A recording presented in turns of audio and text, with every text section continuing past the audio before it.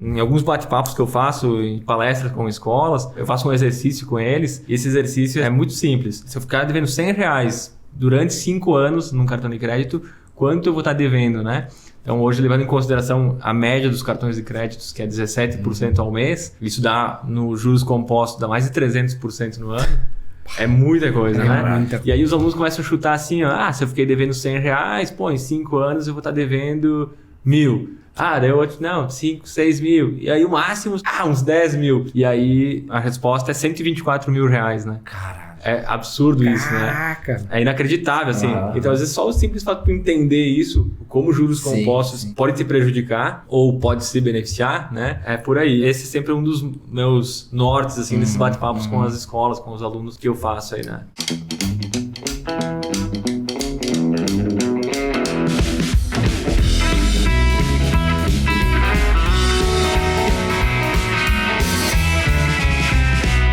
Fala, pessoal, bom dia, boa tarde, boa noite, boa madrugada para quem tá nos escutando. Estamos de volta aí, mais um episódio. Esse mês foi um intensivo de gravações aí do podcast. Estamos no episódio 27, então, e estamos com mais um convidado aí. Vou deixar pro Matheus fazer as apresentações. Mas vamos falar sobre um assunto bem bacana hoje sim, que a gente queria falar já há um bom tempo aí. Mas, né, não adianta, a gente deu uma passeada em vários assuntos aí nesses últimos episódios do podcast e chegamos num assunto tão querido aí por nós. Verdade. E hoje nós vamos dar uma surfada aí nesse mercado aí. Então, bem-vindo ao nosso convidado. Beleza. Obrigado. Vou deixar o Matheus apresentar o...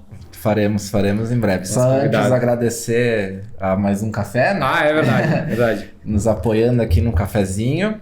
E a Mais Um Café é a maior cafeteria to go do Brasil e localizada em Caxias do Sul também, na rua Os 18 do Forte, entre o Colégio São José e Carmo. Então, uma boa referência que eu me lembrei agora é da Croaçonho, né? Do outro lado da rua. Isso, verdade. Então, a proposta deles é que tu chegue lá, escolha o teu café no totem e já sai com ele sai tomando café. Mas também, se quiser tu ficar lá na frente tomando, tem um espaço bacana lá para isso. Barista bem gente boa. Conversem lá com eles que eles vão dar uma aula sobre café. Em 10 minutos tu já sai entendendo mais café do que... É verdade. E claro, no Instagram, @Caxias Mais Um Café. Quem quiser seguir, acompanhar lá também, fique à vontade. É isso aí. E não podemos deixar de lembrar, né, que o podcast é uma realização da Infoco Studio, né? Bem lembrado. Então é Infocast, Infoco Studio. Isso, então, todas se conversam aí. Tudo se conversa. Faz tempo que a gente não fala sobre isso, mas a Infoco, nossa empresa de fotografia corporativa, é a primeira empresa de Caxias do Sul especializada totalmente em fotografia corporativa. Então a gente atende empresas, profissionais autônomos, fotografia de ambiente, produto, tudo que permeia esse assunto aí de negócios, a gente manda ver. E o Infocast, né, produção então da Infoco, o primeiro podcast da Serra Gaúcha a falar sobre empreendedorismo também. Exatamente. Sempre vale lembrar aí que estamos aí para ajudar sempre que possível. Isso aí, temos 20 episódios no ar, oficialmente. Isso. E acho que a gente vai dar uma acelerada aí nos próximos. Eu ia dizer, porque se você estiver ouvindo isso em novembro, a gente tá gravando em setembro. Já temos alguns episódios na manga. Mas vamos ver o que rola até. Quem sabe tu vai estar ouvindo isso em outubro. Vamos ver. A gente vai... O importante é que o assunto é atemporal, né? Verdade. Exatamente. E o assunto de hoje cara, pelo menos eu considero um dos mais aguardados aqui por nós. É uma coisa que eu tenho assim muita vontade de aprender sempre mais e gosto de falar sobre isso também. E considero necessário e fundamental que mais pessoas aprendam sobre finanças, sobre cuidar do seu dinheiro, fazer investimentos melhores, enfim, né? Toda essa lida aí. Então, estamos aqui com o Andrei, que fala muito sobre isso lá no Instagram dele, @entrealtasEbaixas. Já vamos fazer o jabá de largada aqui. Sigam ele lá porque vale muito a pena acompanhar. Quem gosta desse conteúdo também, super, super recomendo. E é proprietário da X10 Investimentos, né? Isso aí, Andrei. Isso aí, então isso aí seja mesmo. muito bem-vindo. Obrigado por aceitar o convite, vir falar com nós aí sobre esse assunto. E te apresenta um pouquinho, faz as honras aí. Show de bola. Primeiro, obrigado aí pelo convite, né? Quando fui abordado aí para esse desafio aqui, na hora, sempre digo, bora, né? Essa oportunidade a gente não perde, primeiro porque acho que tem que dar um spoiler, né? Sobre a questão desse assunto. Cuidado, pessoal. É um assunto extremamente viciante. Então, apesar de em algum momento da vida... Testado e aprovado. Todo mundo acha assim, que é meio chato isso e tal. Quando tu começa a entender e começa a ver funcionar a poder próprio, assim, né? Pra ti mesmo aí, tu acaba se viciando muito, né? Então, eu sou suspeito para falar, mas como é que eu vou recusar um convite para vir falar sobre finanças, que é o que eu vivo 24 horas por dia, né? Então, muito obrigado aí por dar essa oportunidade para democratizar um pouco mais esse assunto, né? Que deveria ser... A gente vê que muitas famílias ainda levam isso como um tabu e falam muito pouco sobre isso, né? As famílias começaram a falar sobre vários assuntos que não falavam antigamente, mas ainda a parte de investimentos, a parte de finanças, a gente vê que tá um pouco travado lá, até entre marido e mulher, às vezes eles falam poucos, né? Eu ia dizer que às vezes é a causa de muita separação, isso, né, cara? Descontrole financeiro. Exatamente. Então é isso, né? E aí esse é o nosso negócio, de falar sobre investimentos, sobre finanças, sobre mercado financeiro, mas acho que principalmente sobre educação financeira, né? Que é onde tudo começa e onde que a gente vai dar o start aí. Isso aí. Eu lembro, tu falou dessa questão de ser viciante, né? Eu lembro, tem um amigo nosso que introduziu ambos no universo das finanças, assim. A gente se conheceu em tempos... O mesmo cara colocou eu e tu, né? Foi em tempos relativamente diferentes, assim. A gente não se conhecia ainda, mas esse amigo em comum introduziu o universo das finanças no Matheus e no Eduardo, sabe? Depois, mas foi um período meio bem próximo, né? Mas nós não se conhecia ainda. Não se conhecia ainda. E foi bem isso que aconteceu, assim. Eu lembro que eu demorei um tempo para entrar mais a fundo e entender como que funcionava, como que isso poderia me ajudar, sabe? Aquela resistência inicial de qualquer mudança que tu vá fazer na tua vida gera uma sair da zona de conforto, né? Mas depois que eu entrei foi mergulho de cabeça, assim, nunca mais parei de consumir conteúdo, de aprender. A gente começa a olhar todas as notícias com um ponto de vista um pouco diferente, né? Um ponto de macroeconomia ou de economia local mesmo, assim, né? Pô, isso faz uma diferença incrível sobre tudo, né? E a gente começa a ver o quanto existem, acho que a maior parte das pessoas de não ter nada de controle, assim, né? Ou nem o mínimo de controle do dinheiro, né? Aquela coisa de gastar mais do que ganha é muito comum, né? E aí a famosa bola de neve, e aí às vezes tu vê que as pessoas causam vários problemas, inclusive de saúde, por conta disso, né? Por não conseguir... Justamente, eu acho, por achar que é um assunto chato, né? De não querer se envolver com isso. Acho que as pessoas às vezes não querem tocar na ferida, né? De eu preciso me organizar financeiramente.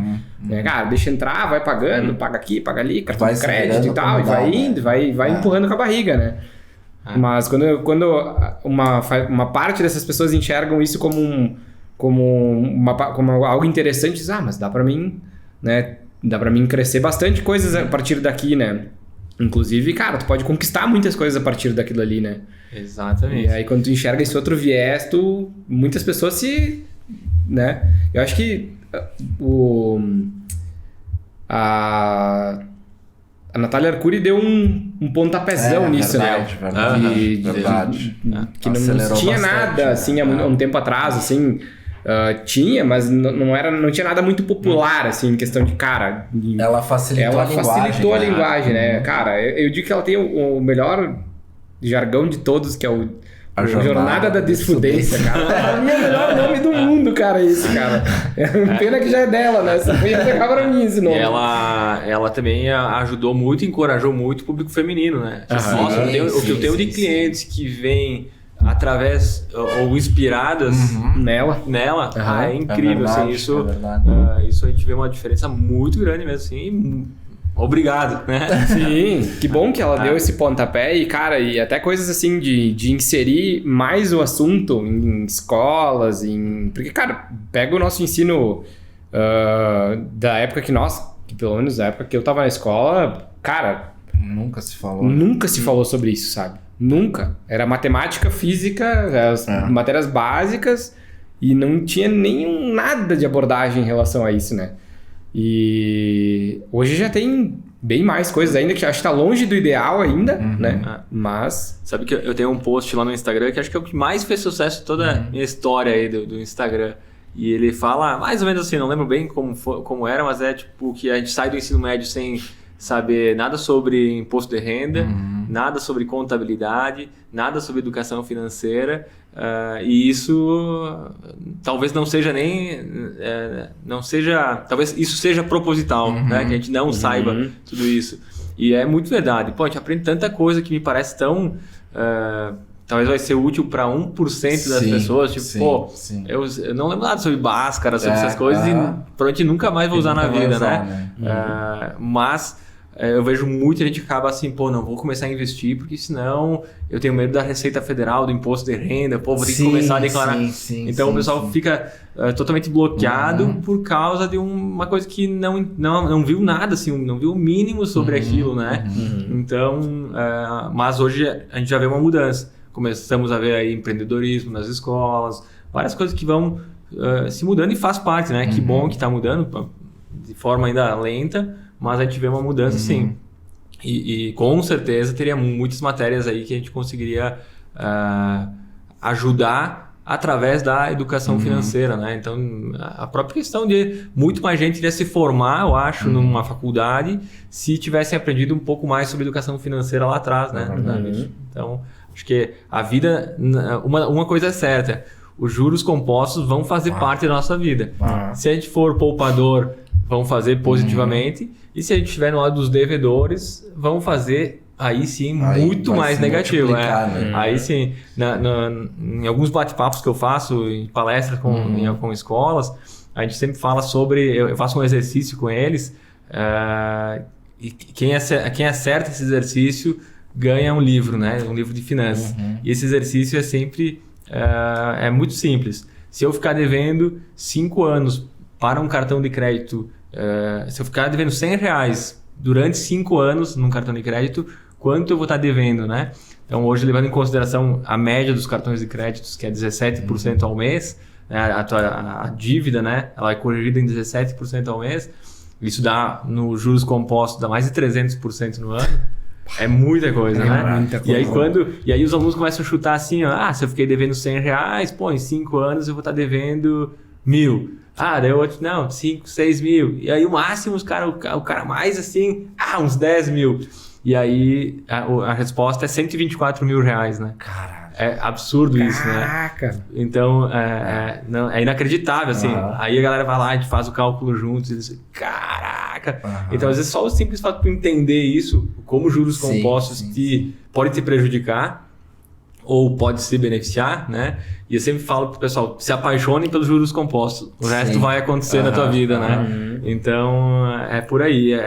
Esse sempre é um dos meus nortes, assim, desses bate-papos com as escolas, com os alunos que eu faço aí, né? Que legal. Eu digo que a minha próxima tatuagem... e faz tempo que eu falo isso, que eu vou tatuar juros compostos no braço. A fórmula. Porque, cara, por coincidência eu tô lendo o Almanaque do Naval, que é do Eric Johnson, um negócio assim, enfim, que ele fala justamente disso, dos juros compostos, mas não só nas finanças, que isso se aplica para qualquer área da tua vida. Inclusive, tipo, cara, se tu é um cara que tem uma credibilidade no mercado e ao longo do prazo tu se mantém legal e fiel a teus valores, só vai agregar valor à tua pessoa, né? E isso pro dinheiro vai ser de forma exponencial, né? Exatamente. Então é incrível, né? Juro composto Só que daí o contrário é assustador, né? Assustador. Ele falou, tipo, cara, por isso que às vezes a gente tava conversando esses dias aqui até.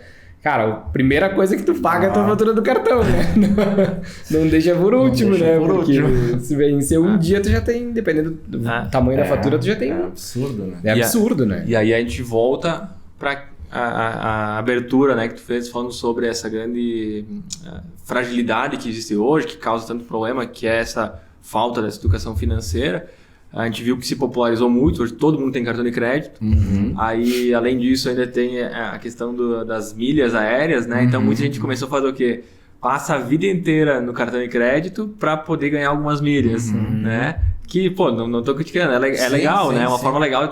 Só que daí o que muita gente faz? Pô, eu ganho R$2.000, eu tenho mais 1.000 de limite, então eu tenho 3.000 para gastar. Aí o cara gasta 3.000 no cartão. Aí ele não consegue pagar todo o cartão, aí ele fica devendo. Então o que ele acha que ele iria ganhar em milhas, ele já perdeu no primeiro mês assim que ele ficou devendo, ele já perdeu tudo isso. E aí entra aquela bola de neve que ele só vai dar uma regularizada na vida, eu sempre brinco com isso, que é quando chega o PIS, PASEP ou as férias, 13º, ele dá uma regulada. Dá uma respirada, né? E aí recomeça tudo, né? Que daí o cara queima aquele a mais que ele teria ali pra liquidar o que ele tá devendo, né? Eu tava puxando na memória que como foi que eu comecei a me interessar mais por isso, e aí já vai uma primeira dica. Pai Rico e Pai Pobre. Foi o livro que mudou minha vida, assim, no sentido de enxergar justamente isso da corrida dos ratos, né? Que ele chama no livro. De como tu sair, como tu sair dessa bola de neve, de dívidas e de viver essa vida sempre no dia seguinte pensando como tu vai pagar, sabe? Eu acho que para dar essa virada de chave inicial, deve ser o livro mais indicado, né? Assim, para isso, para te entender essa diferença mesmo de qual lado tu vai estar nesse sentido, né? Então, Pai Rico, Pai Pobre, a questão básica de tu entender o que é um ativo, o que é um passivo, que muita gente confunde isso. Eu vou comprar um carro, depois eu vendo. Pô, o cara não faz conta de quanto que isso vai custar, né? E, pô, legal, tem que ter carro, tem que buscar isso e tal, mas tem que fazer isso de forma ajustada à realidade, né? E sempre eu falo para as pessoas que o que lá atrás mais me atrapalhava na minha vida eram os meus sonhos. Porque eu tentava realizar eles antes do tempo, né? Então, pô, correr atrás do sonho é legal, mas qual que era o nosso sonho da nossa galera, assim, na nossa... Quando a gente estava completando 18 anos? Era o carro, né? Carteira de habilitação e talvez antes da carteira já o carro, né? Só que o que a gente fazia?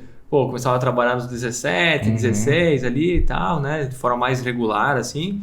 E aí, chegava nos 18, tinha uma parte do dinheiro... financiava a outra parte, né? O juro no Brasil ligado ao empréstimo para veículos, né? Sempre foi muito alto.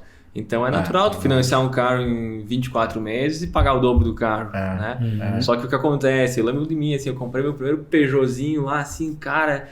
Aí era aquela alegria dos 18 anos, vamos pra praia, botava 6 caras dentro, vamos pra Praia do Rosa e ficava lá uma semana, 2, quando eu voltava eu já queria vender o carro, né? Aí tu tinha todo o financiamento pela frente, né? E tinha um monte de manutenção pra fazer. E daí tu entra num ciclo que é difícil de sair depois, né? É que o negócio do carro, cara, acho que mais pra mulher também, mas pro homem acho que é mais forte ainda essa questão do carro, né? Tipo, todo homem quer ter um carro, símbolo, é um símbolo, tipo, e queira ou não queira, é um sinônimo de status, né, o carro. Então, inconscientemente, tu quer um carro bom pra ti, cara, se tu tá solteiro, né, por causa das mulheres, toda aquela coisa, né?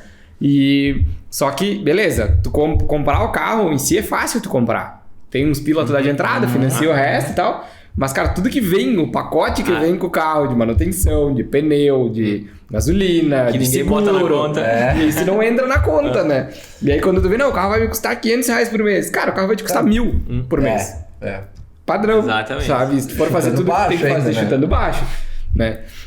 Então, cara, muitas vezes eu vejo por mim, assim, quando eu comprei meu primeiro carro, mesma coisa, dei entrada e pedalei o resto. Eu lembro que na época foi em 48 vezes, na época que eu fiz. Mas, cara, eu na época não tinha muito essa noção de juros, de como é que funcionava. Então tu vai lá na primeira financeira que aparece, que aprova teu crédito, beleza, é aqui, quando tu vê, tu tá pagando 2, 3% de juro no mês, né? E aí, que nem tu falou, paga o dobro do carro, né? Do valor do carro. Então, conforme eu fui trocando os carros, eu fui amadurecendo isso, né? Tipo, quando eu comprei um carro zero na minha vida, até hoje, né?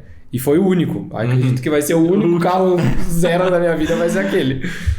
Mas eu comprei na época do IPI zero lá. Então, dentre todos os mesh, eu fiquei 2 horas na concessionária, chora daqui, mexe dali, e ainda fiz um bom negócio na época.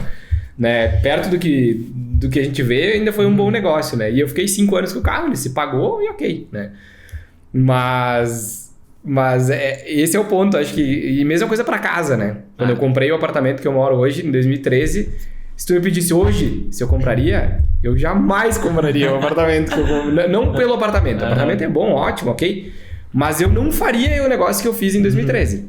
Né? Que eu tenho lá um financiamento de 30 anos do apartamento, né? Que é uma das maiores dores que eu tenho, porque tem o lado... Ok, tem uma casa que eu pago minha, mas, cara, tem uma dívida por 30 anos, sabe? Que parece interminável aos olhos, assim, tu ir olhando, parece que tu nunca vai terminar de pagar o negócio, né? E eu vou pagar muito mais do que vale o apartamento, né? Eu ia dizer até porque se tu olhar, tu botar uns 15 anos é juros que tu paga, né? É juro. O resto cara, a maior tristeza que eu tenho quando eu vou fazer a declaração de imposto de renda é quando eu pego o resumo das parcelas e vê que não e aí tu vê, cara, tu pagou 15 mil reais no ano de parcela, amortizou 2 mil, o resto é tudo juros, sabe? Cara, é de entristecer, assim, sabe? E aí vai uma dica para quem tá nessa situação de financiamento imobiliário. Isso se popularizou agora recentemente, mas talvez muita gente ainda não sabe ou nunca consultou isso. Tem aquela jogada de tu antecipar a última parcela e tu ir amortizando, né? E tu conseguir... Às vezes tu paga, vou dar um exemplo, de R$1.000 a parcela, desses R$1.000, 700 é juros e 300 é amortização, né? Então, realmente tu tá pagando 300 da tua dívida. Se tu pagar 1.300, tu paga 2 parcelas. Então, tu pagou R$1.000 e 700 juros, 300 amortização, mas como tu antecipou a última lá, com 1.300 tu paga 2 por mês. Então, isso às vezes acelera muito esse processo, né? Sim. Só que hoje ainda os bancos não são muito favoráveis em fazer isso. Então, às vezes tem que ligar para gerente, pô, quero antecipar, como é que faz e tal. Mas a maioria dos bancos já está colocando isso na própria plataforma lá para te simular a amortização antecipada, né? E tem algumas modalidades. Isso também eu sempre ajudo os clientes a fazerem. E se o cliente chega numa situação, às vezes, que está com um monte de empréstimos e tal, a gente tenta primeiro resolver isso para daí depois ir para a parte de investimento mesmo, né? Porque como tu falou, qualquer empréstimo, a não ser que seja esses imobiliários mais antigos, assim, tu talvez tenha uma taxa de juros ok, bem confortável. Mas depende qual é. O cara às vezes está num cheque especial lá, pagando 5% ao mês, né? Então, não, vamos resolver isso. Não tem que tu investir ainda antes, sem resolver essa primeira etapa, né? Isso que é legal, de ter esse discernimento, né? Primeiro organizar a casa, né? Depois o próximo passo. Acho que esse é um passo básico, né? Tipo, cara, eu acho que o negócio do cartão de crédito também, né? Às vezes é as coisas simples, às vezes assim, tipo... que nem tu falou, nada contra usar o cartão de crédito para gerar milhas, para gerar isso, gerar aquilo, né? Cashback, coisas... Acho que se tu sabe como usar, ok, é válido, né? Eu não sou adepto disso, eu passo só o que é recorrente ou coisa assim no cartão de crédito. Mas eu me condicionei a usar o meu dinheiro, tipo, cara, alimentação, gasolina, essas coisas que tu tá usando... Consumo imediato, né? Cara, paga tudo no débito, sabe? Tem gente que basta tudo no crédito. E quando tu vê a fatura, tá 5 mil a fatura, né? E aí, beleza, tu vai ter o dinheiro, ok. Mas, né, o problema é se tu não tem o dinheiro ou não tem o dinheiro todo, né? Que daí tu vai pagar o mínimo da parcela, ou tu vai pagar um pedaço, aí já vai jogar aquela bola de neve por um mês seguinte. Sabe que tem um livro, eu acho que é do Gustavo Cerbasi, que ele fala sobre educação para famílias e tal, e ele fala sobre essa questão mesmo. É um comparativo, um estudo lá que ele fez, não lembro de onde que era. O Casais Inteligentes. Acho que é possível. E aí ele fala sobre se tu... estatisticamente, quem usa o cartão para todas as despesas gasta muito mais do que gostaria de gastar. Porque tu não vê, né? Tu não tem a dor de perder o dinheiro. Tu olha para tua conta bancária, tá legal, tá ainda. E aí tu não vê o acumulado da fatura muitas vezes, vai no cartão. E às vezes tem um limite grande, né? Tem limite. Aí tu vai lá e passa. Eu acho que uma coisa que acontece muito também é que era uma vez o famoso carnezinho, né? Hoje é o parceladinho, né? Tipo, tu vai lá e compra um negócio em 12 vezes. Aí compra mais um em 12 vezes. Aí compra mais um em 10.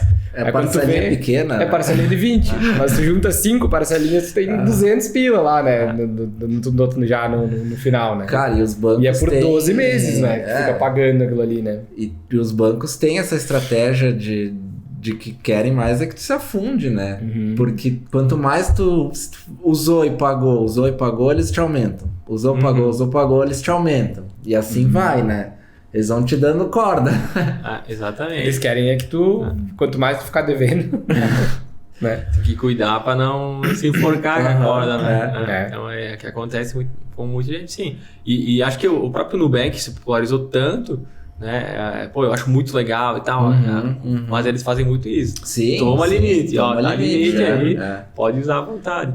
E hoje até eu acompanho muitos resultados bancários, né? Sou bem ligado a empresas bancárias na minha carteira de investimentos. Então eu gosto de acompanhar o mercado todo e hoje o Nubank é o banco que mais tem inadimplência. Imagina. Por causa, obviamente, né? O público que o Nubank trabalha, é o foco deles, o limite maior do que a pessoa poderia ter e tudo isso. Cara, eles dão limite para qualquer pessoa, independente de renda, de contas em dia, enfim, sei lá como pode se chamar isso, mas é livre, né? E tu vê livre. Como mudou, na verdade, de estratégia, né? No começo era um número selecionado de pessoas, né? Tinha que mandar teu pedido, tu ficava lá na fila 2-3 meses lá pra... Teve gente que ficou anos esperando e não entrou, né?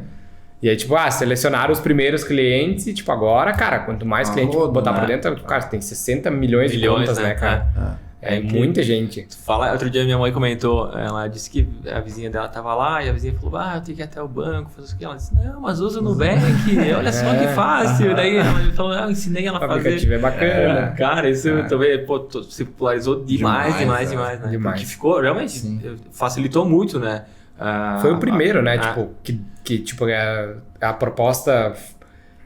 tipo, livre, assim, né? Tipo, cara, faz tudo pelo aplicativo e não precisa nunca ir até o banco. Exato. Foi o primeiro. Por isso quebrou aquele paradigma de tem que ter uma agência bancária. Um gerente, né? Exatamente. Então, isso... e como na grande maior parte assim, das coisas, a gente lembra do primeiro, né? E foi o que mais popularizou, o Nubank. Mas quando tu fala em outras situações, maior parque de diversões do mundo, a gente lembra do primeiro aí, né? Então, o Nubank também pegou, surfou muito bem essa onda. E hoje, tipo, todos os bancos teoricamente são digitais, né? Mas se tu for ver, aí que tá. Tirando a Caixa Econômica Federal. São digitais, mas eles têm um modelo de negócio antigo ainda atrás, né? Tipo, nesse conceito no Nubank, que tu não precisa ir até o banco, são pouquíssimos. Né? Porque todo o serviço o resto, cara, tu vai abrir a conta, tu vai ter que ir lá assinar o negócio, sabe? Tipo, vai ter que ir lá pegar teu cartão, vai ter que ir lá desbloquear o cartão, sabe? Alguma operação vai fazer tu ir até a agência, sabe? Poucos são 100% digitais, né? Acho que foi nisso que o Nubank ganhou muito também, né? Tipo, cara, tu fazer tudo online, tu não precisava... Tipo, eles entraram com essa proposta, né? De quebrar o paradigma de que, cara, banco era chato. Né? Exatamente. Então, acho que esse foi o impulso deles, né? Tá, voltando um pouco pro assunto da educação financeira. Nós estávamos conversando nos bastidores antes, né? Que tu dá palestras para um público bem jovem, até crianças, né? O que tu mais costuma passar para essa galerinha, assim? O que faz, além da questão que tu comentou dos juros compostos, o que brilha o olho deles, assim? Fala um pouquinho mais dessas experiências, né? Olha, quando a gente fala com o público mais jovem mesmo, assim, 8º, 9º ano, primeiro ano, assim, até 5ª, 6ª série em diante, assim, o conteúdo é super basicão, algo que tente não ser chato, né? Não pode ser técnico. Isso aí, que não seja tão técnico, para que eles entendam que aquilo pode ajudar eles, né? Então eu tento levar para eles sempre exercícios do dia a dia, né? Coisas que, tipo, se tu guardar tanto por mês, quanto tu vai ter lá na frente, quanto isso vai te gerar de renda, sabe? Coisas assim, sem falar de aonde investir, taxas de rentabilidade e tudo mais, né? Até porque eles não têm esse controle, né? Não é ainda... né? Exatamente. Mas, é mesada só. Mas aí tu vê assim, mesmo eu já fiz diversas dessas para escolas públicas, para escolas privadas, então com públicos bem diferentes, tu sempre vê assim, mesmo uma escola às vezes bem humilde assim, tu vê que já tem gente que, eu tenho minha poupancinha, meu pai tá guardando para mim todo mês e tal, eu tenho tanto, ou tu vê aqueles que hoje até é um pouco mais de exceção, que já trabalha com 13, 14 anos, 12 anos, já faço isso, ajudo tal pessoa, tal, então já tenho, já pago minhas contas, né? Então é isso. Mas o principal que eu acho que eu tento levar a mensagem para eles é a mensagem mais de inspiração, né? Eu conto lá a minha trajetória, onde eu era vendedor de picolé, eu era entregador de melancia, sabe? Essas coisas da vida mesmo, que são verdades, né? Sim. Onde eu peguei o gosto por vendas, quando eu vendia picolé, eu era empresário, quebrei minha empresa o dia que eu capotei o picolé, e aí nós comemos todo o estoque. Então eu conto essas histórias. Você vai traduzindo numa linguagem, né? E aí eu vou tudo isso ligando com o mercado financeiro e como esse é um ponto que eu tento reforçar muito, como cada coisa que parecia ser inútil na minha vida, hoje, quando tu olha para trás, tu vê, caraca, aquilo me ajudou muito. E eu sempre faço essa brincadeira com eles de, se hoje entrasse alguém aqui nessa sala falando os números da Mega Sena em mandarim, quem de vocês saberia? Ninguém nunca sabe. Se em inglês, às vezes, que eu falo, em inglês, deixa eu ver como é. Quem saberia? Aí um que outro corajoso levanta assim, né? Porque é isso mesmo. Às vezes a gente acredita que primeiro tem que vir alguém me falar, te prepara que amanhã vai ter uma oportunidade, né? Seria muito mais fácil se fosse assim. Né? Mas na verdade tudo na vida é ao contrário.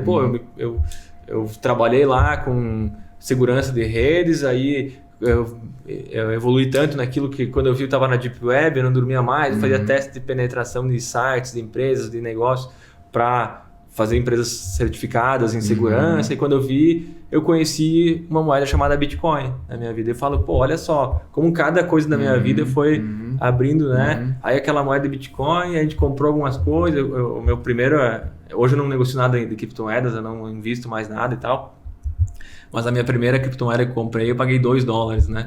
Então, foi em 2011 para 2012, né? E aí, a gente tem os registros, a gente tem no Facebook, era uma turma de segurança em redes que eu dava na época, e a gente comprava lá na Deep Web, a moeda da Deep Web era uma moeda que estava nascendo e tal, uma moeda sem rastros, que era o Bitcoin, né?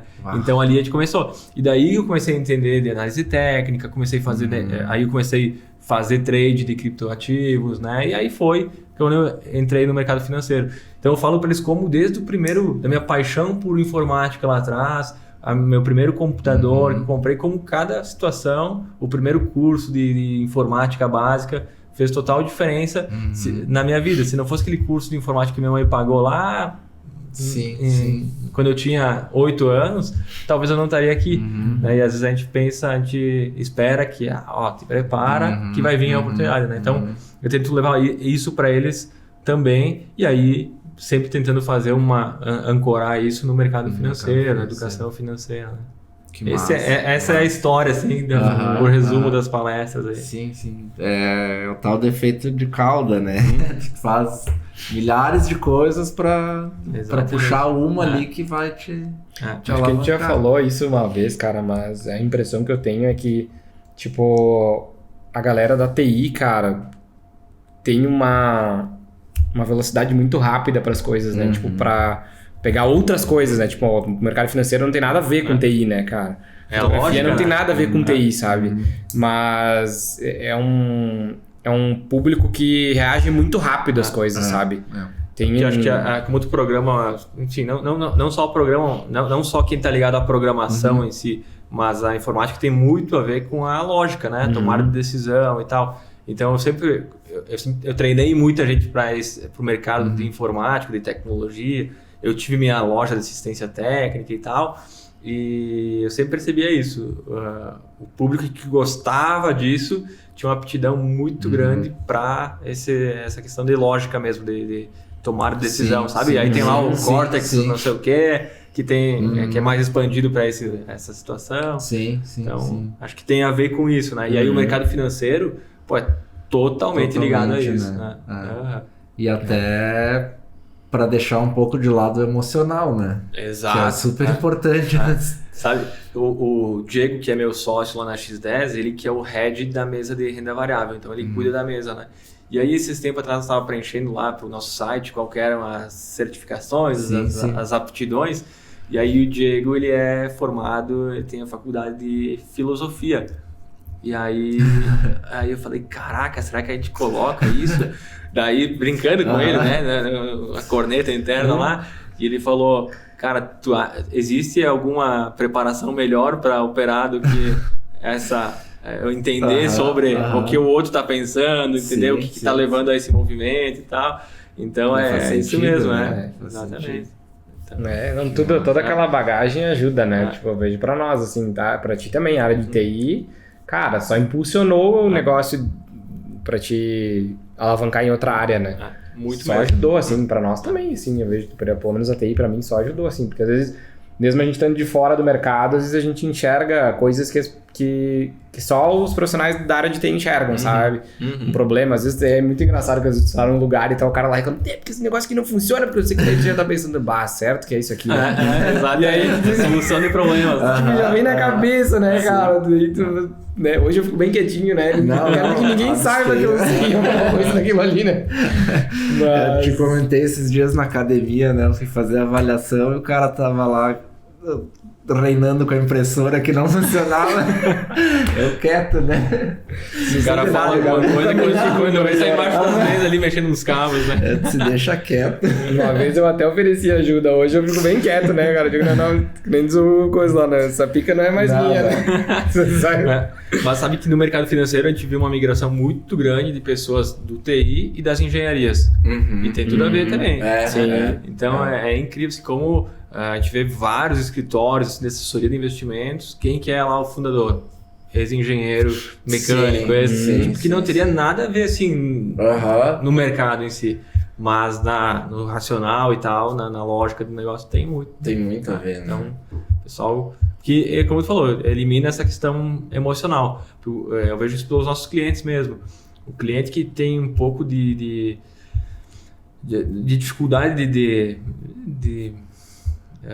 como é que a gente pode dizer?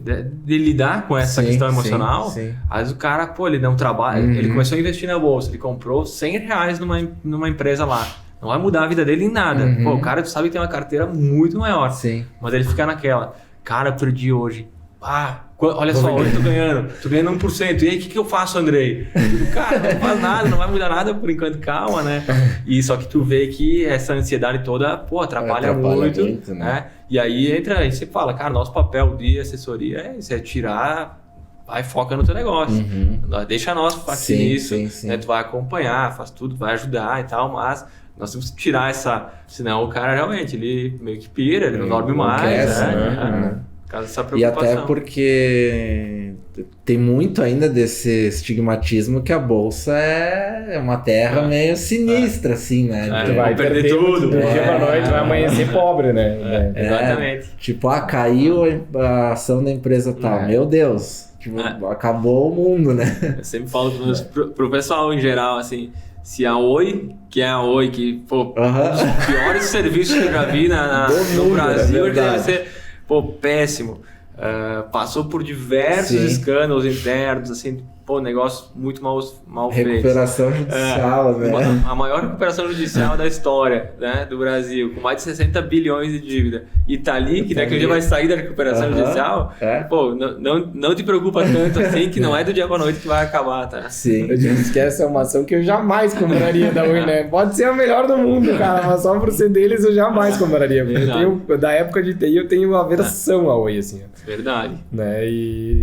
Mas se fosse um Bitcoin, eu até acreditaria que o cara tá um dia rico quanto pobre, né? Porque Aí um dia pra noite tu pode acordar realmente sem nada, né? Tudo, sei lá, Mas a bolsa não, né? É difícil, né? Mais do que na pandemia ali, que despencou, derreteu a bolsa ali. Cara, tá todo mundo vivo. Quem foi esperto, na verdade, na época... Na verdade, assim... Aportou dinheiro, né? Alavancou o negócio, né? Exatamente. E aí, por isso que é essa questão emocional, às vezes, né? De tu não saber lidar com isso, né? Tipo, tu vê tudo despencar, tu vai lá, vende tudo, perde tudo, sabe? Perde. E às vezes, cara, espera um pouco. Tipo, vai subir de novo, e aí, né? Sabe que tinha uma brincadeira, eu dava... Lembro que eu dava curso quando começou a pandemia, eu tava com uma turma, e daí, depois de um ano, assim, eu já tava em outra turma, e não foi exatamente um ano, mas foi o dia que a bolsa voltou pro mesmo patamar exato do dia da pandemia lá, né? Daí, que era, tipo, sei lá, tava em 120 mil pontos o Ibovespa, daí teve toda uma recuperação, assim, e aí eu falava, olha, para quem não abriu o aplicativo, né, da corretora lá e tal, desde a pandemia, hoje ele vai olhar, vai estar exatamente igual, ele vai achar que não aconteceu nada, né? Então, pô, sei lá, foi 6 meses, eu acho que foi esse intervalo.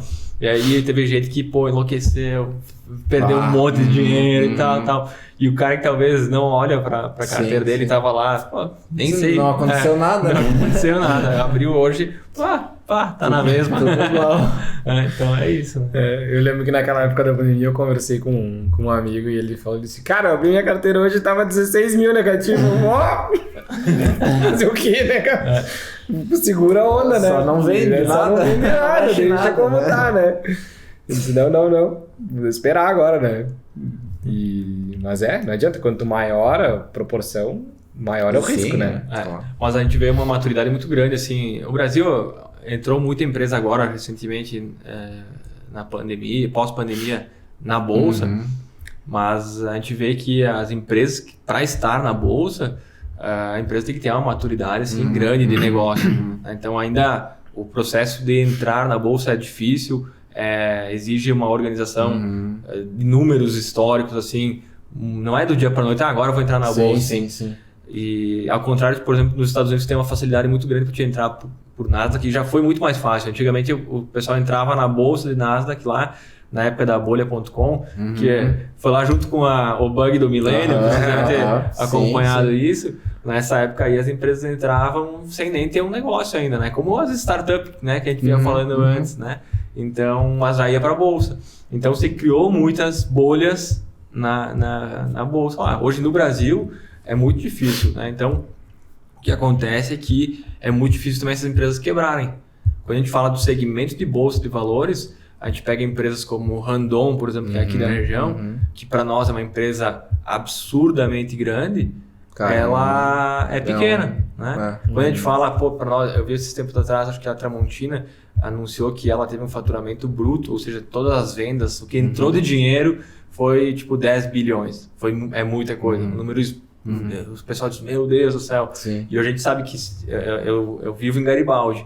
Se a Tramontina saísse ali de Garibaldi, Carlos Barbosa e tal, pô, uma boa parte da cidade, mais de 50% fica muito comprometida. Só que daí quando a gente pensa assim, pô, faturou de forma bruta, assim, 10 bilhões. Tu diz, cara, que empresa gigante. Aí tu olha várias empresas, tipo a do Gerdau, o lucro líquido foi 10 bilhões, né? A Vale foi, sei lá, 80 milhões, coisas assim. Então, cara, é outro patamar. E aí tu vê, essas empresas da Bolsa passaram pela pandemia e eu não me recordo aqui de nenhuma empresa que quebrou na Bolsa, sabe? Atravessou esse momento que foi muito difícil para... Algumas empresas acabaram até conseguindo vender mais e tal, mas várias tiveram dificuldades enormes e não lembro de empresas que quebraram. Pelo caminho, né? E tem empresas que são bem estáveis já, tipo, há anos, assim, e aí elas oscilam muito pouco, né? Elas acabam se mantendo, assim, né? Exatamente. Principalmente as de energia, né? Exatamente. Pô, eu sou fã demais de empresas de energia, assim. Minha carteira que tem 40% é energia elétrica, que é principalmente o segmento de transmissão de energia elétrica, que é um que tu vai ganhar, a empresa, né, vai ganhar o que está combinado lá, independente se tiver geração de energia ou se tiver consumo na outra ponta, né? Então ela tá lá, fez o contrato e vai ganhar, né? Então isso dá uma estabilidade, uma certeza de recebimento muito boa, né? Ainda é corrigido pela inflação, né? Então os contratos são bons para isso, por isso, né? E são setores que não dependem de tu vender alguma coisa para receber, né? O troço gira sozinho, né? Sozinho. Cara, nunca vai faltar energia. Se tu consumir ou não tua energia, tua continha vem, né? Tá ali. Exatamente. E se tu não pagar, corta. Não tem muita régua, assim, né? Passou, já era, né? E você não consegue ficar sem. E ainda nós aqui temos uma cultura assim mais tranquila em relação a essa questão dos gatos de energia elétrica, né? A gente pega, tem uma empresa, acho que é Light o nome, é uma empresa que ela é mais focada no Rio de Janeiro. E ela daí também, o setor de energia, como eu gosto bastante, eu acompanho isso. Às vezes tu pega, tu joga numa planilha e tu compara assim, quais são as que têm maiores inadimplências e essa questão de gato, de energia elétrica, desvio, assim, eles têm um nome lá para isso. E aí tu vê que assim, pô, ela é absurdamente a que mais sofre com isso, essa empresa. Então ela distribui energia, é um setor ótimo, ainda dá um lucro muito bom, mas ela sofre um monte com isso, né? Então tem o desvio de energia elétrica, né? Então tem alguns detalhes. Claro, já é uma empresa mais ligada à distribuição, né? Que ganha mais numa bandeira vermelha, ganha mais quando tem picos de consumo, né? Então tem tudo isso. As peculiaridades aí da bolsa, né? Então. Tá, massa. Deixa eu só voltar um pouquinho. Tá traçando uma linha do tempo aqui, né? Tá, mas a gente falou de educação financeira. Eu só queria falar só um outro detalhe, voltando nesse assunto, do livro A Psicologia Financeira, que ele fala que a questão de tu cuidar das finanças e tu saber lidar com o dinheiro é muito mais comportamental do que técnico. E faz todo sentido, né?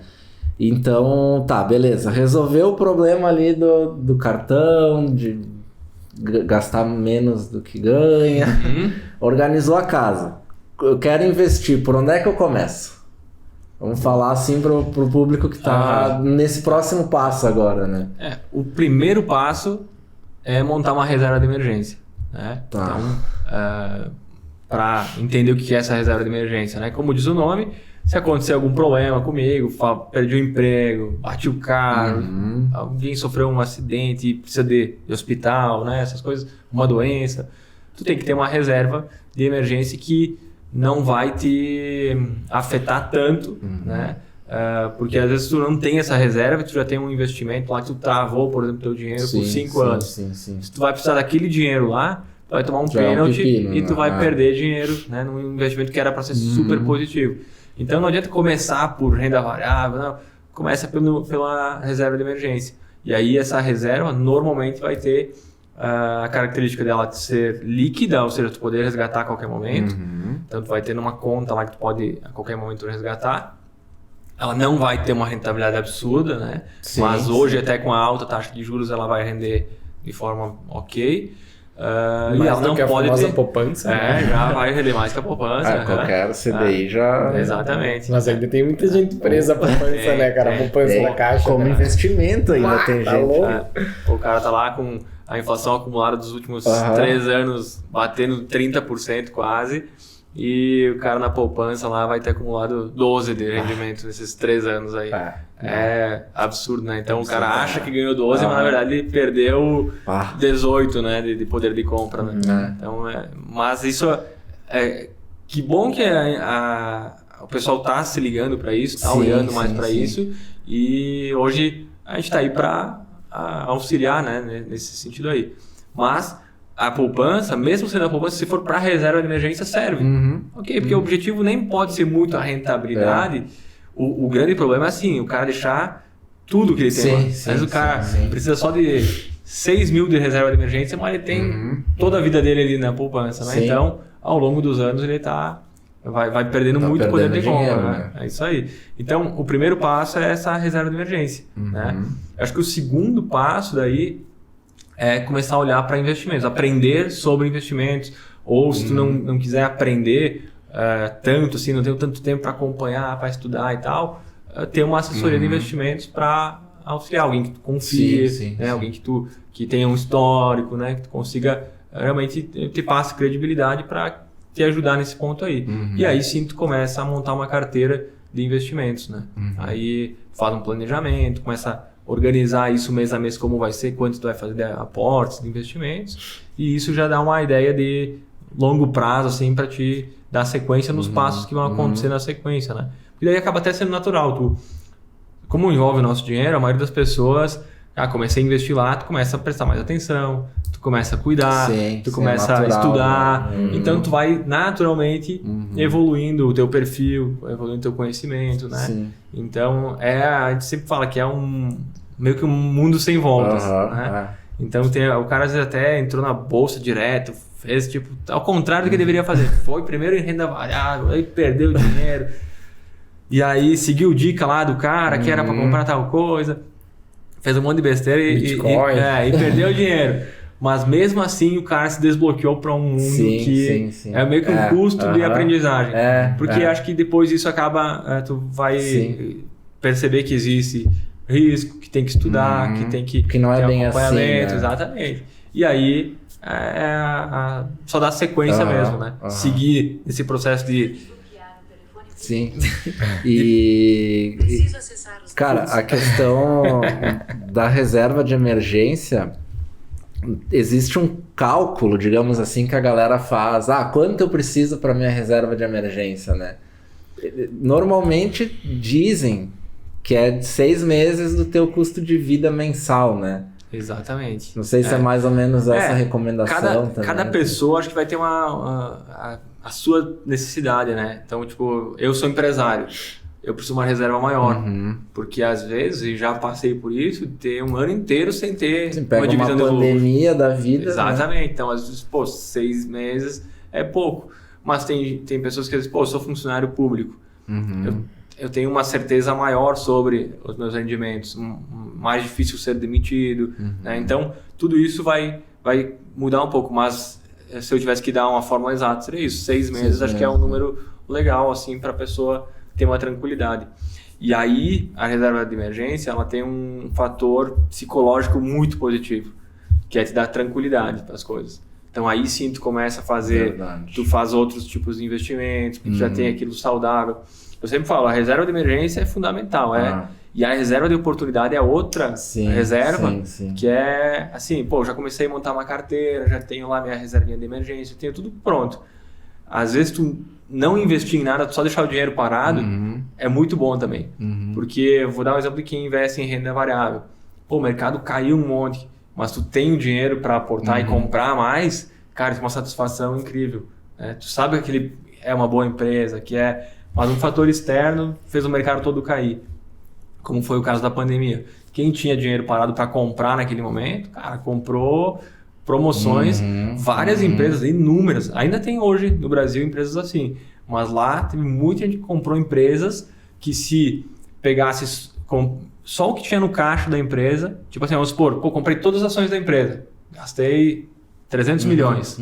Só o que tinha no caixa da empresa era 600 milhões. Então era só a pessoa, tipo, sabe, coisas muito bizarras assim. E em momentos de tensão muito grande, né? Como foi a pandemia, acontece muito isso. A psicologia, o racional mesmo vai embora, só fica aí a emoção do momento e o pessoal faz isso porque às vezes parece isso. Cara, será que nunca vai parar de cair?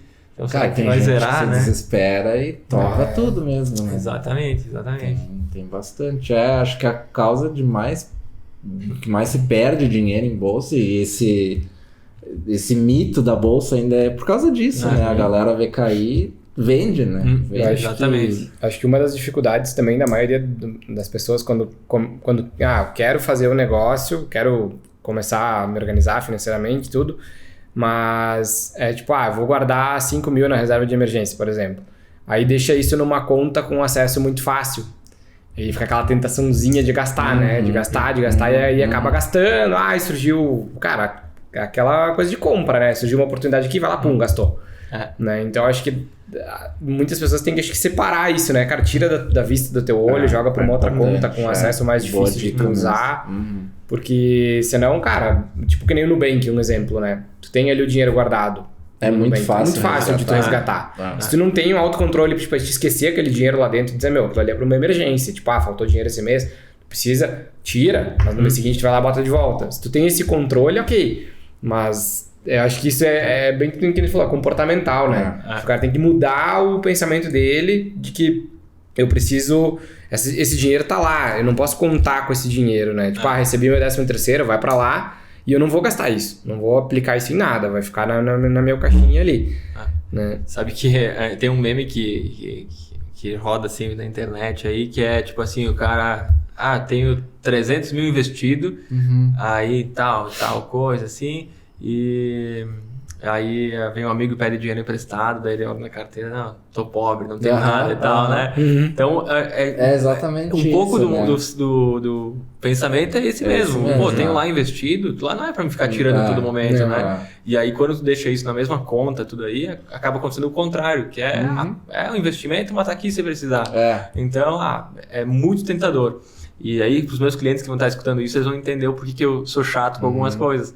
Mesmo na corretora, que é um lugar que eles não conseguem ir lá e pagar um boleto com o dinheiro que está na corretora, eles não conseguem...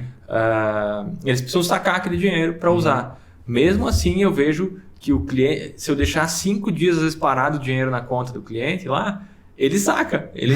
eu preciso do dinheiro. Ele vê lá que está livre, ele saca. Então, é a facilidade. Né? Eu sei que se eu tivesse investido em qualquer coisa... Mesmo que a liquidez diária, que o cara precisaria solicitar um resgate, ele já não iria pensar duas vezes. Já ia pensar 2 vezes. Então o dinheiro livre causa isso. Essa questão. O Pix, né? Muito fácil de tu. Cara, eu tive muito tempo reserva de emergência no dinheiro guardado no Nubank. E era sagrado todo mês. Faltou 100 aqui. Faltou 200, sabe? Surgiu um negócio para comprar. Depois eu reponho. Cara, no dia que eu tirei isso para um fundo de investimentos, que é D0, tipo, se tu resgatar no dia até tal hora, cai no dia. Não mexi mais. Não mexi mais. Só pelo fato de ser mais difícil de tu... Só que é que nem tu falou, tem que observar para te não comprometer esse dinheiro com algo que não vai ter liquidez, né? Porque se tu precisar para uma emergência de fato, tu se fudeu. É verdade, aí tem que... vender o investimento ou tem que fazer um empréstimo com o dinheiro lá, então tem que cuidar disso, porque às vezes o cara diz, eu não vou precisar de nada, né? A reserva de emergência eu nunca vou precisar. Até que surge uma emergência. Tu não tem nada que rende um pouco mais aí, daí o cara... Eu sempre tento deixar uma boa parte. Acontece muito comigo de filhos que querem administrar a carteira do pai lá, e aí traz pro nosso escritório, eu vou abrir a conta com meu pai, a gente vai começar a fazer lá os investimentos. Pode travar tudo que meu pai não vai precisar. Pode travar para 1 ano, 2 anos, 3 anos, ele não vai precisar. Cara, eu sou muito resistente a isso. Eu sempre digo, não, deixa nesse fundo aqui, deixa aqui. Porque acontece do pai decidir comprar um terreno, decidir fazer qualquer coisa, qualquer negócio, ou uma emergência. E aí, quando precisa do dinheiro e tu não tem lá, meu Deus, aí o problema é muito grande. Aí o furo é mais embaixo, né? Tu falou dos memes, tem um meme na internet que eu vi também. Como é que eu vou fazer minha reserva de emergência se todo mês é uma emergência? Aí é aquele exercício, né? De não gastar mais do que ganha, né, cara? Não tem, né? Não tem muito mistério, né? Claro, a inflação, o custo de vida das famílias aumentou muito e se tornou mais difícil guardar dinheiro. Inegavelmente, né? Mas ainda se tu fizer aquele controle de anotar onde está indo o teu dinheiro, se fizer isso... Olhar de tempo em tempo, né? Isso tipo, aí. Cara, uma coisa que é um negócio que às vezes passa batido, assim, é batata, né? É telefonia, cara. Tu começa o teu planinho lá com R$50. 2 anos depois tu olha, tá 100. Né? É uma merda, tu tem que ligar lá, sabe? Porque, cara, tu vai contratar o plano do 0, tá 48 e tu tá pagando 100. Exatamente. Sabe? E é, cara, R$50 que tu tá jogando fora por mês, né? E mas um exercício, né? De tu lançar as contas assim, né? e controlar, às vezes tu acha muito furo ali de coisa que, tá 3, 4 assinaturas de um negócio, sabe? Que tá no automático ali, né? E aí que eu queria chegar num outro tema, que as pessoas têm um pouco desse negócio de, mas, cara, 50 pila, vou guardar 50 pila, sabe? Não vai fazer diferença nenhuma. Tem disso ainda, né? E, cara, eu acho uma total bobagem, porque... de pouquinho em pouquinho é aquela velha máxima, né, cara? De grão em grão tu vai enchendo o porco, né? Sabe que quando a gente decidiu abrir o escritório, o mercado de assessoria de investimento ele trabalha com um número que é eu vou assessorar clientes com 300 mil para cima. Né? Que é um piso ali, né? Isso aí. Aí aquela assessoria personalizada e tudo mais. E a gente falou, cara, a gente vai fazer diferente. Porque quando deu a pandemia em março, eu já atendia vários clientes, mais alta renda e tal, atendia de forma mais digital. Mas quando deu a pandemia, a gente ficou praticamente 60 dias, eu fiquei sem ir visitar meus pais, né? Quando eu voltei para casa, minha mãe falou assim, Andrei, veio o aumento da Unimed.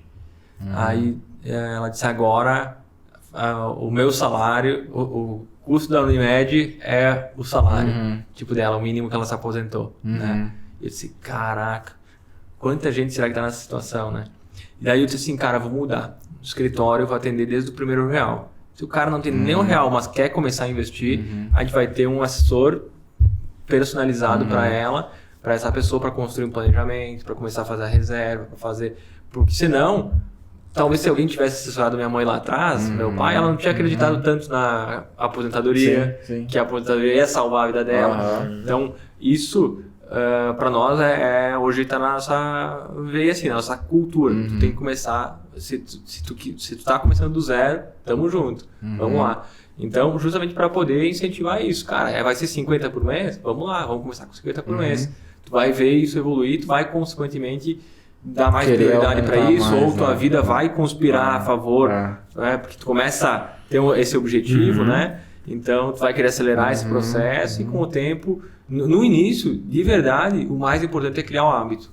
Então, seja com 50, seja com 100, seja com quanto for, porque tem duas verdades aí que a gente acaba, principalmente quanto mais jovem, a gente demora para entender. A primeira delas é que a gente acha que, para que eu vou guardar dinheiro se eu nem sei se eu vou estar vivo amanhã? Essa é clássica, né? Só que estatisticamente, nós vamos estar vivos até os 75 anos. Então, cara, começa a guardar dinheiro. Tu tem que pensar nisso, né? E o outro ponto é que na fórmula dos juros compostos lá que tu vai tatuar, que é o montante é igual, o capital, vezes os juros.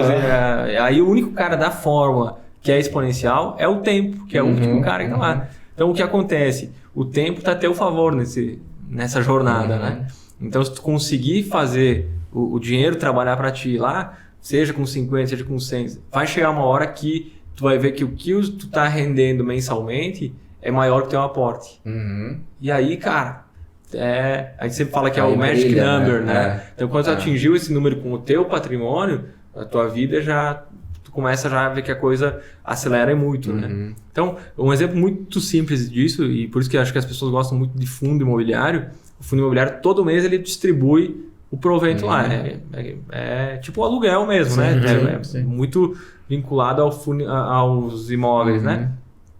E aí tem vários fundos que custam, por exemplo, R$10, que se tu comprar R$2.000 com aquele fundo, todo mês tu ganha como se fosse um fundo novo. Tu ganha R$10 para comprar um novo, então entra numa bola de neve e começa a ter isso de forma automática. Quando tu entende isso, tu diz, caraca, isso aqui funciona. E aí tu começa a expandir isso. Por isso que eu digo assim, pode começar com 50. Tu vai chegar nos 2.000, tu vai ter isso, vai começar a ver isso funcionando. Aí tu vê essa bola de neve crescendo. Cara, eu tenho que dar mais atenção para isso. E aí o negócio começa a andar. É aí que a mágica acontece, né? Exatamente. Começa a ver que o dinheiro tá trabalhando para ti ao invés de ao contrário, né? Tu começa a ver resultado, né? Por mais pequeno que seja, tu pingou 50 pila, sabe? Aí no final do mês tu vai olhar, R$200 a mais, sabe? Tipo, cara, R$200 sem tu fazer nada. É aí que tá ali, sabe? Só pra tu deixar ali guardadinho pra ti, né? Então, tipo, cara, é 200 a mais que daí se tu reaportar, é 2.200 que tu tem. E aí vai engordando. E chega uma hora que eu vejo por mim assim, o ponto que eu pude largar todos os meus outros negócios. Chegou no momento que eu tava com 14 CNPJs, né? Eu disse assim, cara, eu quero fazer o que eu amo mesmo, que era atuar no mercado financeiro, né? E é o que eu vou fazer pro resto da minha vida aí. Mas para mim poder tomar essa decisão, eu tava num momento que, assim, não era aquela liberdade financeira de dizer, cara, posso viver viajando o mundo e tal, mas eu já me virava tranquilo com o que eu gerava dos meus investimentos. E isso sim é libertador. Tipo, no ponto de dizer assim, cara, eu posso agora fazer o que eu quero, ou o que eu gosto, não é parar de trabalhar, né? Mas é fazer o que eu gosto com o tempo que eu tenho, né? Então, graças a isso. Então, essa liberdade financeira, eu acho que ela e mais a liberdade geográfica juntas, cara, aí essa ainda não tem. Poder dizer assim, posso ir para qualquer lugar e viver de lá mesmo, mas essas duas liberdades, acho que para mim faz muito sentido. Não sei se faz, eu vejo que muitos clientes nos buscam pensando nisso, em construir essas liberdades aí, mas fazem muito sentido. Tu poder... eu tava vindo para cá na estrada e tava escutando o podcast de vocês, e aí tinha o cara da música. O Sacha. E ele falou sobre o livro que eu anotei lá para mim ler, que é As 4.000 Semanas. Sim. E ele tava dando um spoiler assim, do livro, disse, cara, eu quero ler isso aqui. Porque tem tudo a ver com o que eu penso, né? Que ele falava que tu não vai ter tempo para realizar tudo o que tu acha que tu vai fazer na vida, né? Então, eu disse, isso faz sentido com o que eu busco nessas liberdades que para mim me atraem tanto, né? Sim. E, cara, isso obviamente que não existe a receita da felicidade, mas uma das teorias é isso, é a liberdade de tu, primeiro, poder fazer o que tu quiser, com as pessoas que tu quiser, na hora que tu quiser, sem ter que estar atrelado a alguma coisa que te prenda ali, que te segure, como, sei lá, uma CLT, por exemplo, que tu não vai poder sair às 4 da tarde para ir conversar com alguém, para gravar um podcast, por exemplo. E isso vai te alimentando de coisas que te fazem crescer, né? Que vão te trazer felicidade propriamente dita.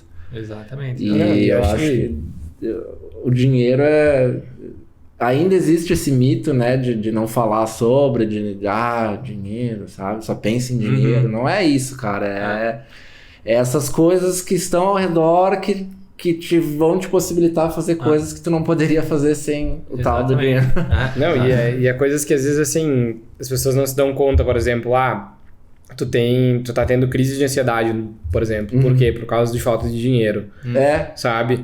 Talvez se tivesse uma liberdade financeira que te desse aquela tranquilidade de, cara, beleza, não preciso me preocupar ou com isso, até sabe? mesmo uma reserva de emergência que possa deitar de noite e ter mais dizer, cara, pelo menos sabe? se der uma merda, eu tenho como pagar as contas. Tenho como me virar, sabe? Isso já te alivia aquela pressão, porque, cara, hoje o que mais acontece é as pessoas viverem no futuro, né? Do que no presente, né? Sim. Ficar pensando lá na frente. Se lá na frente, se tu tem já algo engatilhado para ir caminhando contigo até lá, até o próprio lance da previdência privada, tipo, a gente que é autônomo, né? Cara, não dá pra gente ficar esperando o INSS, sabe? É uma coisa que... Cara, eu acho que ninguém deveria ficar esperando, né? Então, tipo, cara, se tu não pensar nisso também... Não é uma coisa que é pra agora, é pra quando tu faz, pra quando tu tiver lá 60 anos. Quando chegar com 60 anos, beleza, eu tenho 300 mil aqui pra mim, né? Pra mim. E aquilo que tu fazer falou, coisa. né? Que muita gente pensa, mas e se eu não chegar até... Cara, mas e se tu chegar, Se tu chegar, né? Se não chegar, vai ficar pra alguém, cara. Alguém vai pegar o dinheiro e vai consumir por ti, né? Mas se tu chegar e que nem a situação que tu falou da tua mãe ali, daqui a pouco, cara, pagar o plano e acabou, sabe? Não, tu chegar nos 60 e dizer, agora eu vou deitar o cabelo e não quero mais saber, entendeu? Eu tenho 5 mil por mês ali, paga minhas contas e era isso, sabe? Vou fazer só o que me faz bem e era isso. Exato. Sabe? Tu não tem que... É esse tipo de pensamento, assim, de que às vezes... Vai dar dinheiro, você quer? Se vive hoje, só amanhã você... Cara, lá na frente, quando tu chegar, tu vai entender, devia ter começado antes. Eu, se soubesse, tinha começado a guardar dinheiro muito antes, né? E eu me lembro até hoje de quando o Patrick falou pra mim, né? Falou pra ti também, né? A mesma coisa. Ele falou pra mim e ele me pediu, quanto que tu ganha? Na época eu falei pra ele quanto que eu ganhava, ele disse, quanto tu tem guardado? Eu disse, nada. Ele, cara, como que tu ganha tudo isso e tu não tem nada guardado? Tudo isso, né? Na época era um salário legal. Ele disse, como que tu ganha esse salário e tu não tem nada guardado, cara? Nem R$1, não.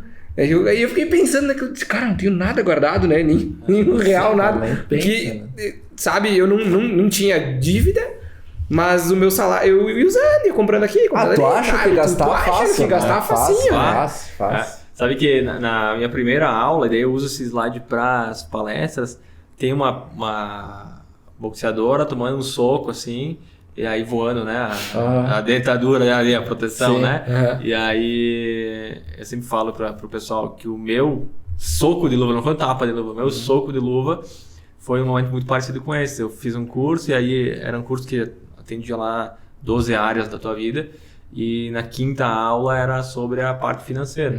Eu tinha 26, 27 anos lá, hoje eu tenho 34 mas eu já tinha várias empresas e tal.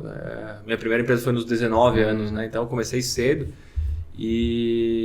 mas eu era um especialista em gastar dinheiro, né? E aí tinha uma pergunta lá nessa primeira etapa do curso, que era para mexer nas feridas, assim, que era quanto tempo da tua vida tu sobreviveria mantendo o padrão de vida atual, mas sem ter receitas, né? Se tu deixasse ter receitas. E a resposta, tipo, mentalmente foi assim, cara, alguns segundos, eu acho. Não dava alguns minutos. E aí, cara, daí começou assim, ó, o professor, quando eu começou a pegar aquilo, ele lia, pá, aquele dia foi forte. E aí a gente construiu na segunda etapa da aula um planejamento, né? Eu desenhei meu planejamento para atingir meu primeiro milhão, que era para ser lá nos 37 anos. E, cara, aconteceu muito antes. Porque aquilo que eu falei, quando tu tá olhando para um objetivo, tu usa os ventos a favor, né? Então, quando tu tem, tu sabe onde tu quer chegar, né? Então, isso contribui muito. E o começo tem que ser, que nem vocês falaram antes, cara, você vai ser 50, tem que começar. Tem que começar, né? Tem que criar o costume, né? O hábito, que nem tu falou. Exatamente. De começar.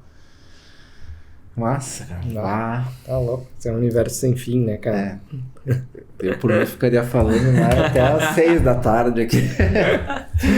Tá louco. Mas deu pra dar uma boa... A gente não falou do No Bolso ali que tu falou. Nós ia falar do método no bolso, né? Quer legal. contar um pouquinho pra nós como que é? Essa é uma história boa, cara. Sabe que lá quando eu entrei na bolsa de valores mesmo, assim, eu comecei a investir mais fixo, assim, na bolsa, que eu parei com os trades, assim, mais investimentos mesmo, fazem 6 anos, né? E ali eu comecei a entrar naquela onda, estava se criando aquela cultura do buy and hold, né? Que seria tu comprar boas empresas e segurar elas. E, cara, é uma política boa. Se tu souber escolher boas empresas, se tu tiver paciência, tu atravessar crises, né? Só que daí quando tu olha um pouco mais para trás, eu gosto de fazer backtests de tudo isso, assim, e aí tu vai olhar para trás, tu percebe assim que... elas estão conversando entre elas. Né? Parem de nos observar, por favor.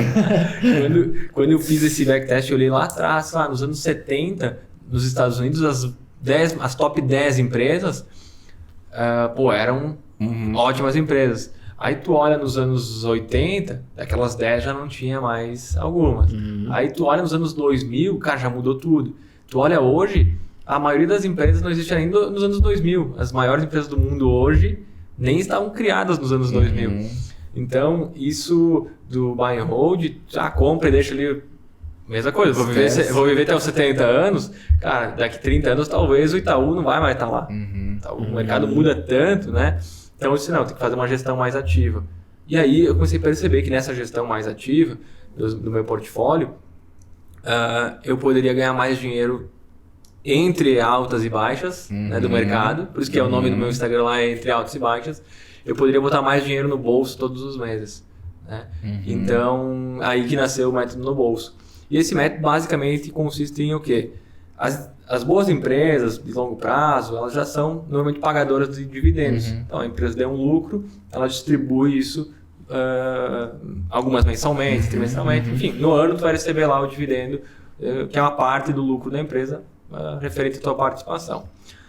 Aí, esse é o feijão com arroz. Mas eu entendi que dava para ganhar muito mais dinheiro com o mercado, né, nessa renda passiva mensal. E aí a gente tem lá alguns outros pilares dentro do método. Então, são 5 pilares, né? Um deles é esse do dividendo tradicional mesmo, então boas empresas, tudo mais. Depois a gente tem o que a gente chama de dividendo sintético, que é uma outra coisa mais avançada. Eu já ouvi falar disso, mas opções que tu cria mais dividendos, assim, é uma coisa, mas tu praticamente mais que dobra o teu dividendo tradicional, né? Então, já dá um gás. E além disso, tem outros pilares um pouco mais técnicos, tem a parte de aluguel de ações. Tá. Mas isso tudo eu fazia para mim. A maior, assim, tô fazendo aqui para tentar despertar isso nas pessoas, que elas possam também ter, usar isso, né, para elas. E aí, quando eu criei o escritório de assessoria, os clientes começaram, quero fazer o método no bolso, né, eu quero... E aí, hoje a gente faz para os clientes, tem vários clientes que eles fazem o próprio fechamento mensal, mas tudo que a operação, né, mensal, nós fizemos hoje no escritório dos clientes desse método no bolso. E aí o cara sai assim de um resultado mensal tipo, de renda passiva, que hoje está bem próximo a 1% de dividendo, sim. Tu consegue fazer na casa de 2%, 2,5% com o método no bolso. Então isso aumenta muito a tua renda passiva, né? Então isso acelera bastante, porque às vezes o cara que vai... Vamos pegar um exemplo assim, o cara que tem 100 mil investido, ele vai ter R$1.000 por mês de dividendo, ele vai fazer um aporte dele de mais ou menos uns R$1.000, provavelmente, vai estar nessa faixa aí, claro, vai depender de cada indivíduo, né?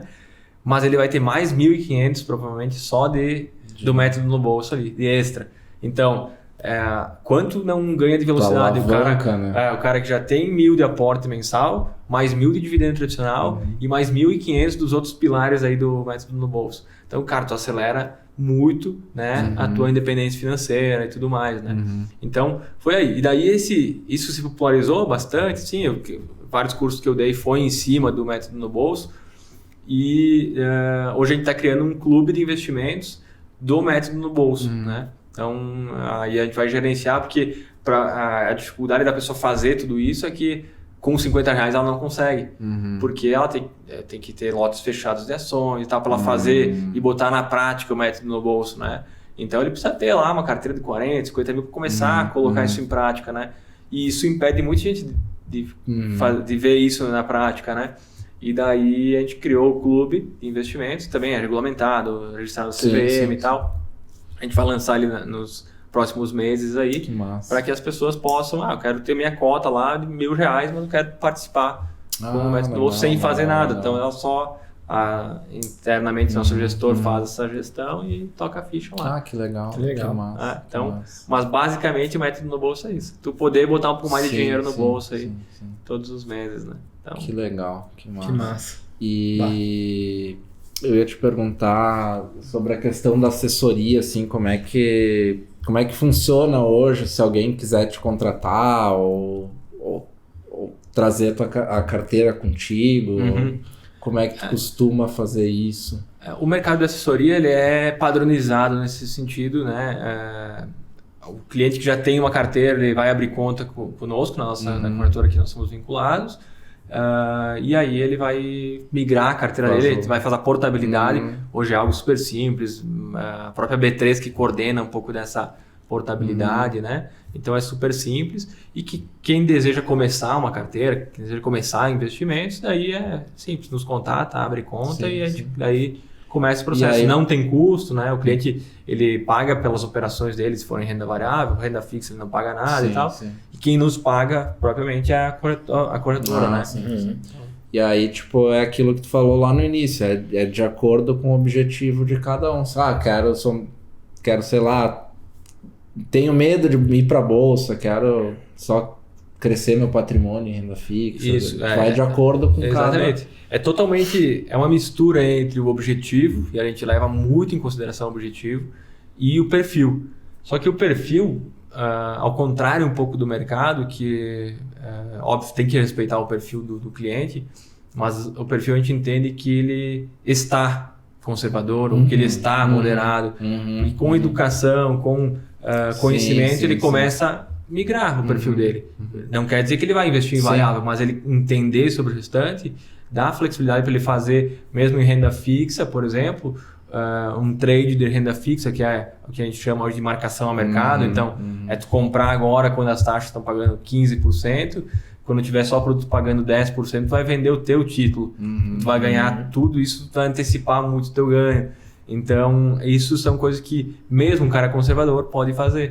Né? Então, tem muito mais coisas no mercado que possibilitam aumento de renda. Né? A própria renda fixa, que antigamente o cara só ganhava lá no final. Então, tipo, vou investir, vou ganhar 15% ao ano. Então, beleza, vou botar 100 mil e vou ganhar no final de um ano 15 mil, vou ter lá meu patrimônio 115 mil garantido, protegido e tudo mais.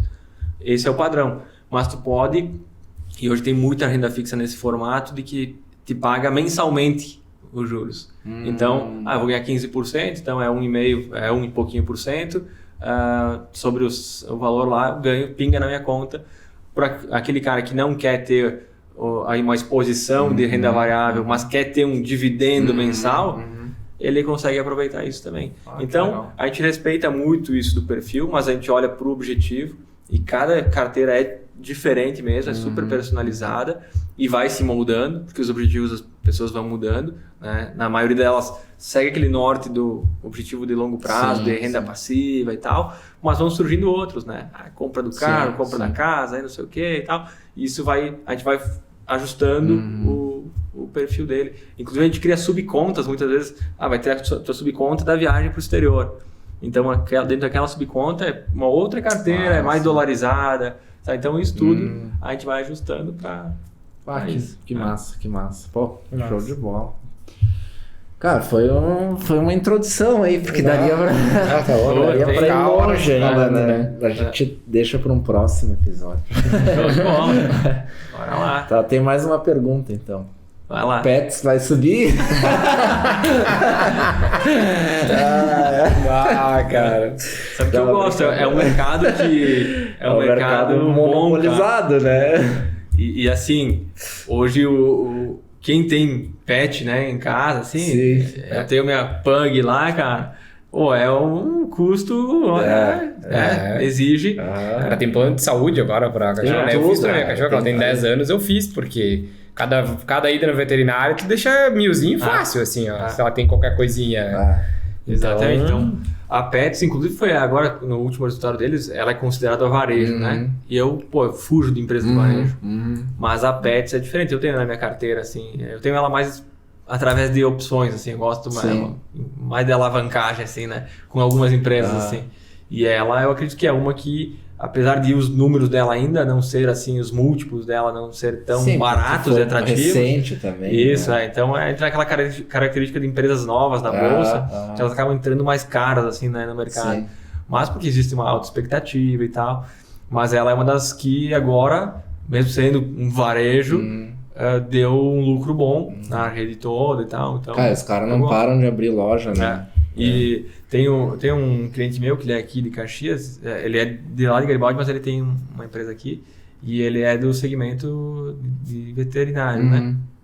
E ele trabalha com essa parte de análise e tudo mais e tal. E ele fala, cara, a Pets é absurda. Eles compraram mais isso, eles compraram mais... Então, de forma inorgânica, também eles estão crescendo, abraçando. Pô, é hospital, sei lá, ele me falou de um tipo de exames, assim, que é um exame mais top, assim, dos animais e tal. E aí a Pets que tem lá o centro de diagnóstico disso aí e tal. Além daquele... temos. Qual que é o preço médio? E o meu é alto. Mais que 17? É que ela ficou um tempão nos 19, 20. Eu acho que é 19. Eu não tenho. Eu sou meio chato, assim, tipo, as empresas que eu tenho, as ações que eu tenho são empresas que eu acredito, assim, tipo, que eu acredito muito, assim, sabe? Exceto uma que eu não gostava, mas eu acabei me rendendo, que é o Banco do Brasil, né? Digo, né? Eu não gosto, mas vou me render, né? Mas fora isso, cara, eu vendi tudo que eu tinha, assim, de coisas que tava meio pingado, assim, eu deixei 3, 4 só. E aquelas ali, ponto, sabe? O Banco do Brasil tá absurdo, né, cara? Absurdo. Eu resolvi colocar mais em fundo imobiliário e deixar meio distribuído, assim, mas, cara, eu tenho poucas, assim. Eu fiz uma limpa, assim, as que estavam meio capenga ali, eu saquei fora. Sabe que empresas, assim, carteiras mesmo de investimentos, eu vejo pelos meus clientes, o cara mais experiente, o cara mais com carteira maior, assim, é o cara que tem lá 6 empresas, 7, 8. Hoje a gente trabalha com a nossa carteira de referência de 8 empresas. E aí, eu ficava pensando, cara, por que esse cara faz isso? Ele poderia ter 20. Aí entra um detalhe. Quando tu vai ter só 5 empresas, tu vai ter que estudar elas. Tu vai ter que dizer assim, cara, deixa eu ver se tá... E tu vai ter mais tempo para estudar, né? Mas porque o detalhe é assim, vou comprar mais essa, vou comprar mais essa. Vou comprar tá essas 20, que né? se uma der problema, não tem problema. Não, pô, cara, tu compra ali 5, 6, 8 boas empresas que passaram em todo o teu processo de avaliação, cara, muito mais certeiro do que tu fazer esse monte de aposta, que às vezes 1 ou 2 empresas que dá muito ruim e acaba comprometendo o restante, né? Que aí foge do conceito de diversificar, né? Aí já é pulverizar a carteira. Exatamente. Né? Tá atirando pra tudo que é lado, assim. A gente tem vários clientes que tem assim, tipo, o cara traz a carteira pra nós com 40 ativos. Nossa, tá louco. Como é que tu vai olhar tudo eu quero isso? tem um cliente que tinha 50 ativos, ele dizia 2% do meu patrimônio em cada uma delas.